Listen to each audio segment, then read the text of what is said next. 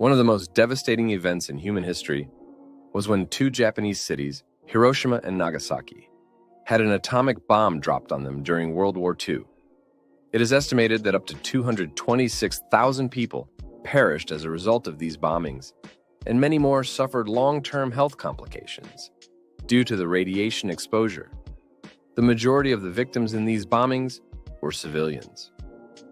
Nowadays, there are about 650,000 people that the government of Japan has recognized as survivors of the atomic bombings. But only one person has been formally recognized as a survivor of both bombings. His name was Tsutomu Yamaguchi. This video will tell his survival story, and we'll later discuss his activism after the war, so stay tuned. Tsutomu Yamaguchi was born on March 16th, 1916 in Nagasaki, Japan, where he was raised and lived his entire life. He was an engineer for a company called Mitsubishi Heavy Industries, which had him on a 3-month business trip in Hiroshima during the summer of 1945.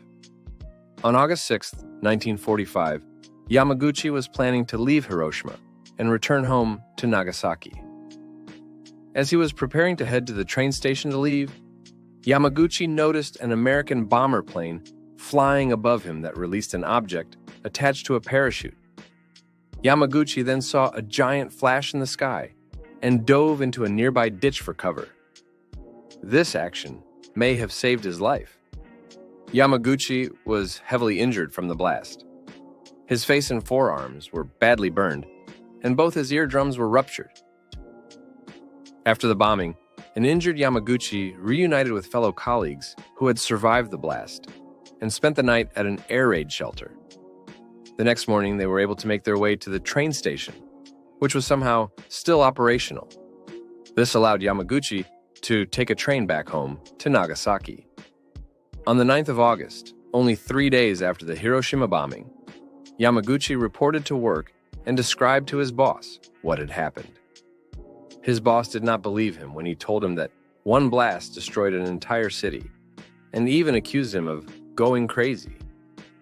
In the middle of this conversation, Yamaguchi saw another giant flash, followed by feeling giant shockwaves that shook the office building, resulting in the windows shattering.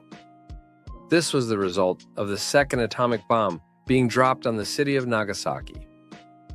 Luckily, the city's hilly landscape and the reinforced stairwell in the office Yamaguchi was in at the time of the bombing allowed him to escape this bombing without any further injuries. Immediately afterward, Yamaguchi hurried home to check on his wife and son. At first, he had feared the worst when he saw that his house was a pile of rubble. However, his wife and son had been away shopping for ointment to treat Yamaguchi's injuries from the Hiroshima bombing, and they had only sustained minor injuries. Ironically, Yamaguchi, being in Hiroshima when it got nuked, may have saved his family's lives, as they likely would have been killed had they been in their home at the time of the blast. After the war, Yamaguchi worked as a translator for the U.S. Armed Forces during their occupation of Japan. Unlike many survivors of the atomic bombings, Yamaguchi actually went on to live a long and fairly healthy life.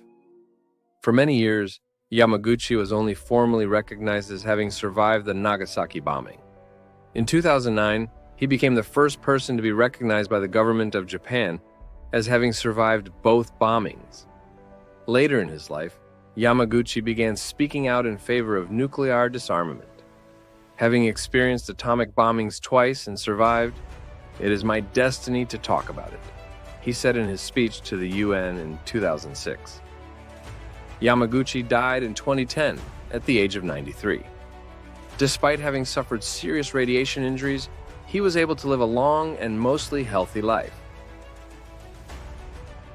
Thank you to everyone who made it to the end of the video. If you liked what you just watched, please like this video and subscribe to the channel. I plan to keep producing more content every week.